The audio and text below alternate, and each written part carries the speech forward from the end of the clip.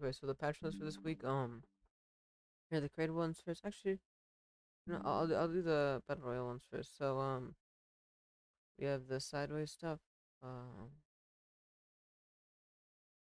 so the sideways shotgun and the sideways rifle and sideways minigun are unvaulted. Um, so to upgrade them, before you would have to go to the upgrade tab in the inventory, remember? And now you just have to use an upgrade bench in order to do that with the cube thing. But yeah. And actually, and they also have quests for it.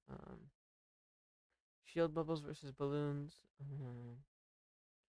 That thing is still going on, and you gotta vote for it. And there's also gonna be oh no, the trial period has ended, so you have to vote for it. Mm, Last week to coincide with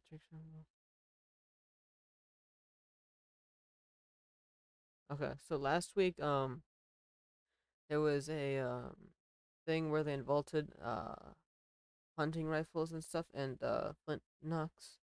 And they also increased the rate for a bunch of stuff, but they're they're gonna everything is resetting back to before, except for the drop rate of the shockwave grenades, rift-to-goes, and cow catchers. So you'll have a higher chance of getting those in games. You can now have a shared wallet on Fortnite, so you can have like if two of your friends have an account, you can share V Bucks, but I don't know. You can share a V Bucks account. Um, they've also having performance improvements for PlayStation 5 and consoles running 60 FPS that reduce input latency for players who set low input latency in the settings. So you got to go to the if you're on console at 60 FPS, you have to go to settings, then go to game, and then go to extra game options. There'll be a section. I think that's new, and then there'll be a low input latency that is enabled by default. So I don't think you should change it unless you don't want that enabled because it'll be on by default.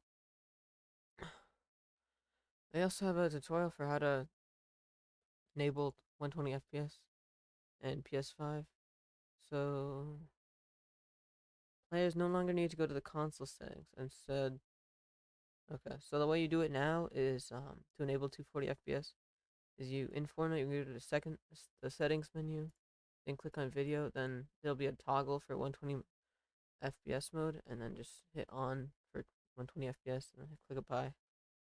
Um, 120 FPS option won't work obviously if you don't have like a 120 hertz monitor or whatever.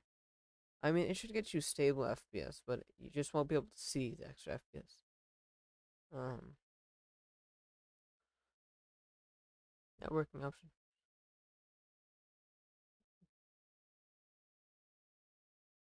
Reverted to auto. Okay.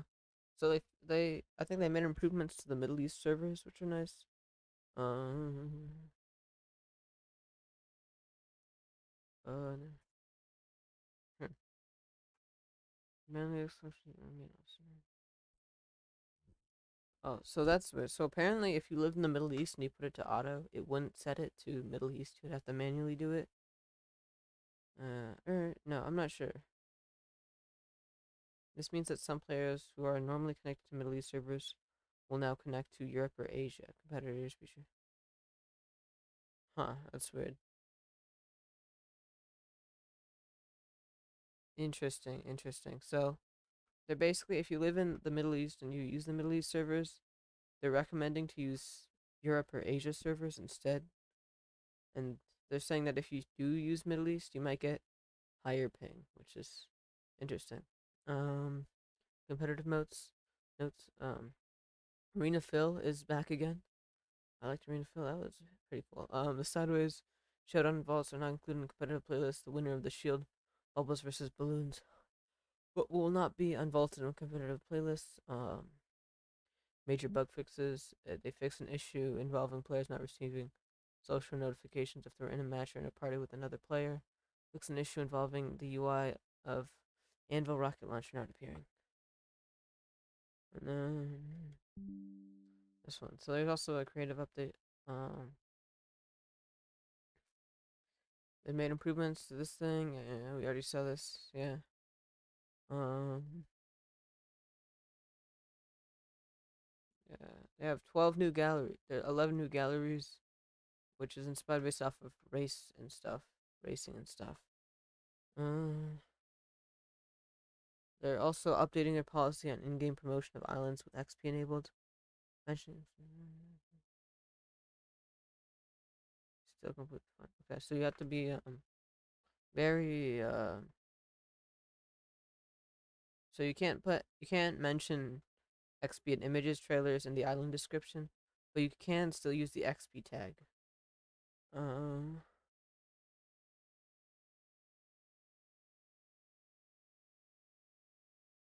so you must make sure that your island assets correctly reflect the experience of your map provides. So,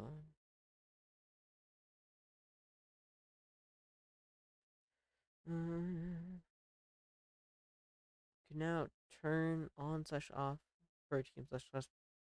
You can read some of this stuff.